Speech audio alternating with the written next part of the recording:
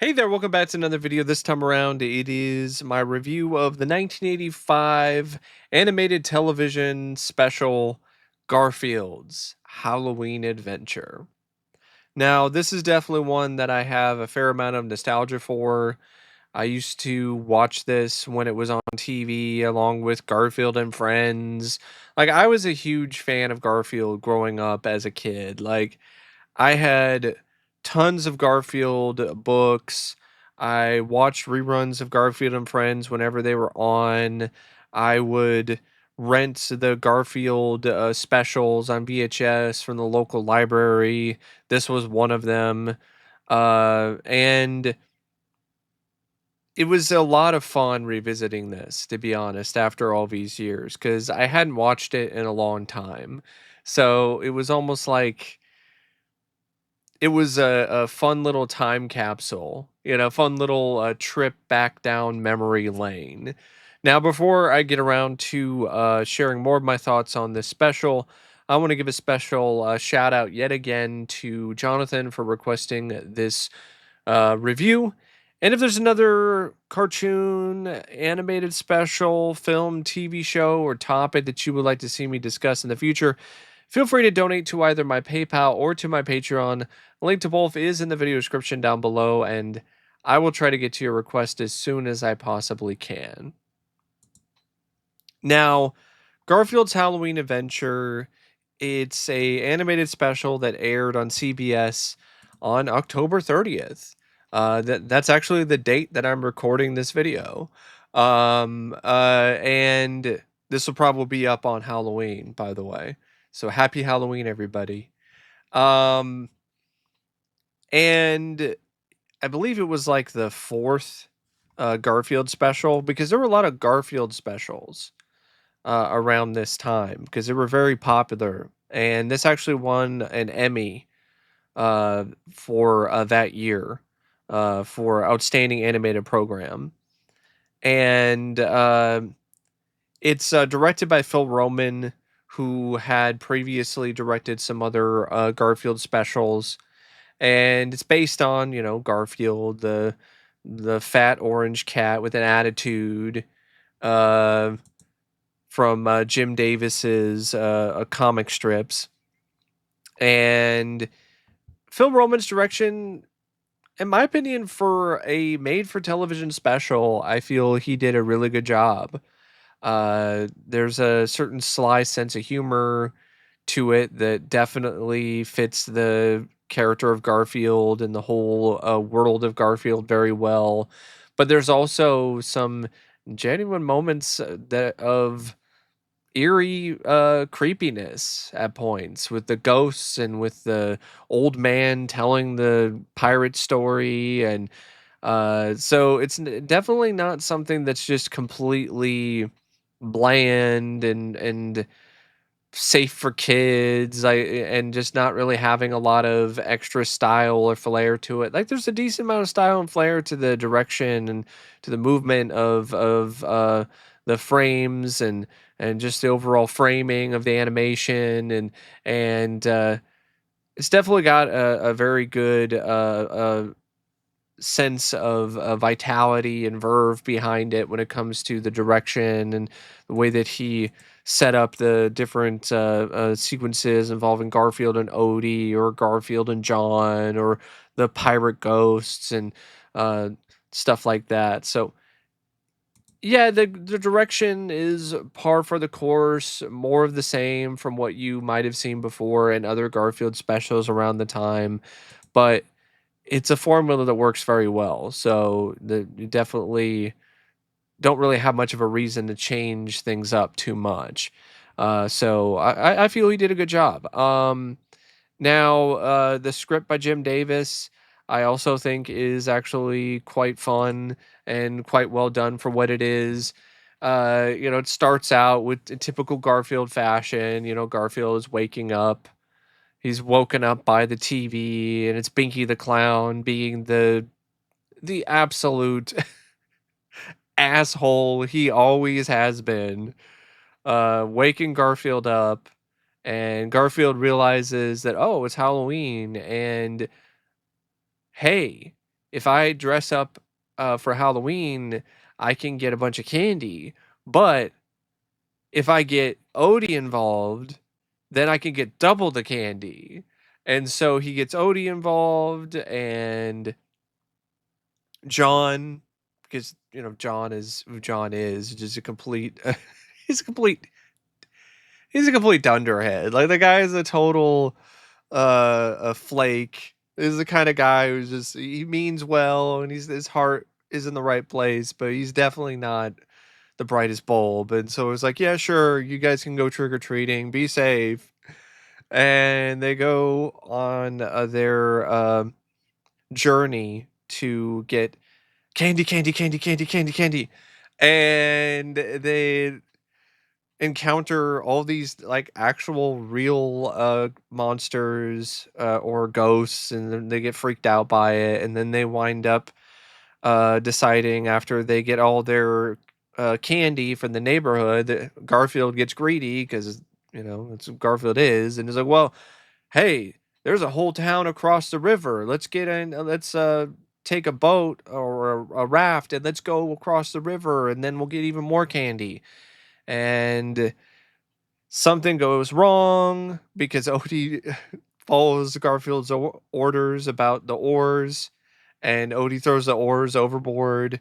And so they wind up drifting down the river, and then they wind up on shore, but now they have to stay in this creepy mansion. They go into this creepy mansion, they encounter this really creepy old man who tells a story about these pirate ghosts.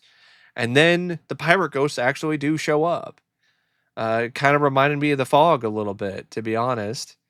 I was like, Captain Blake, is he part of the crew there who are trying to get their gold? And Garfield and Odie narrowly escape the pirate ghosts, and they think that they're trapped because old man took their raft, but they wind up in the river again. Um, Odie and Garfield work together to get back to dry land. They find the boat. They use it to get back home, and it ends with Garfield being sweet and giving Odie the second bag of candy. Instead of taking Odie's candy, which was his initial plan, but because Odie saved his life and Odie was very helpful and was just a really good friend, he decided to, give him his candy. So it shows that Garfield isn't always this selfish character that a lot of people paint him out to be. Yeah, he's pretty selfish, but there are plenty of moments where Garfield is willing to do the right thing and be a role model for younger audiences and kids, and be like, hey, you've earned it. Here's your candy.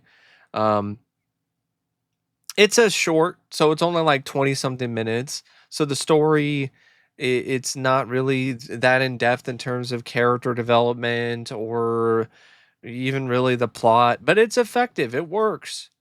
You have some moments that are setups for musical numbers, and the musical numbers are actually pretty good by Lou Rawls. And then you have, little sort of montages that accompany them, and then you have little bits of the story involving Garfield and Odie, uh, um, teaming up together, getting all this candy, and then encountering the old man, and then dealing with pirate ghosts. And the pirate ghosts, the way that they're set up, it's actually pretty spooky in terms of the way that they're written in the script. Um, so, and it just ends, yeah, kind of the way you would expect, but that's what you want out of a special like this. You want it to end on a good note. You don't want it to end with Garfield and Odie and John getting brutally slaughtered by the pirate ghost. That's not what you're looking for out of a made for television for all audiences cartoon special. Um, that would be an interesting version of this Halloween adventure, though. Uh, uh, The closest you'll get to something like that is like if well, not really. These games aren't really anything that's that intense, but there's some jump scares, at least in the second game. The Garfield's Scary Scavenger Hunt Flash games, which whenever I watch something like this or watch this again, like it just reminds me of all the times when I was younger playing those games on my computer. Um, uh, Especially the first one. I played the Garfield Scary Scavenger Hunt like a lot when I was growing up. And the second one not as much, but I definitely did still play that as well. And actually, I did a quick little playthrough just for fun of those two games uh, right before I decided to start recording this video. And I think for what they are, they still hold up pretty well, just like this special. Um, the special once again returns the same voice cast from the other specials. Lorenzo Music is Garfield. He is the perfect, just best voice actor for this character. He just perfectly exemplifies the sarcastic nature of the character and also the sweet nature of Garfield. He's got the deadpan down pat, and he's just a a great voice actor anyway. At least he was because he's no longer with us. And he brought Garfield to life in a way that no one else has ever done ever since. Like Lorenzo Music is Garfield. There is no other substitute. There's no other voice actor to me that has even come remotely close to playing this role, embodying this character as well as Lorenzo Music does. It's always a joy for me personally and a genuine treat and never a trick to hear Lorenzo Music voice this iconic orange fat cat.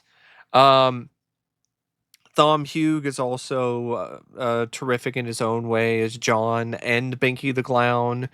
Uh, Greg Berger does some good work as Odie, even though Odie doesn't really talk, but he does some extra work as a TV announcer. C. Lindsay Workman as an old man. He did some really stellar work because he brought chills down my spine when I saw the special for the first time as a kid. And it's still kind of creepy now, like just the animation of the old man and the voiceover by him. It's some pretty creepy stuff for, you know, a bit of animation for kids. And the music is done by Ed Bogus and Desiree Goyette, who did a lot of the same instrumentals for the other specials. And of course, you got Lou Rawls, who does original songs for the special, like he did for some of the other Garfield specials before this, and I think also after this. And Lorenzo Music, who also did his own vocal stuff, which that's another thing that really makes Lorenzo Music just so great and so perfect for Garfield because he does a great job with the musical bits as well. Uh, the This is the Night, Trick or Treat, What Should I Be by Lorenzo Music, the pirate thing, yo ho ho ho, pirate's life for me. Uh, um, Yeah, it's just definitely a special that has some pretty catchy songs, in my opinion, especially for a made for television special for all audiences. And yeah, it's like 24 minutes. It's not really that long, like a lot of these specials are, but it maintains your interest and throughout for the most part. I think it's pretty entertaining and fun to watch. It's got some pretty good animation for the time for the mid 80s, especially when it comes to the ghost pirates and the old man. And yeah, I would say it's definitely one of my favorite Garfield specials. I don't know if it is my favorite. There are some other ones that I also really like. I'd have to rewatch a lot of those specials again before I could really make a final determination, so to speak, when it comes to like which one I like the most. But This is definitely up there for me, and I would say, you know, if you wanna just watch something that's just short and fun and has a good heart to it and with a little bit of, eerie creepiness for, you know, an '80s cartoon, I'd recommend checking it out. Yeah, I've always been a fan of this one, and I just reminds me I should definitely pick up the DVD if I can find it somewhere. I don't know if it was a part of, like, the multi-pack that had, like, the other specials in it or not, I don't know, but, yeah, this is definitely, one of those, childhood, classics that I think still holds up pretty well. I think you can put this right up there with It's the Great Pumpkin, Charlie Brown. Like, I think you can put it right up there with the Charlie Brown Halloween special. I think it's honestly on the same level of quality. But anyway, that's my review of the Garfield Halloween special. And thanks for watching, and happy Halloween.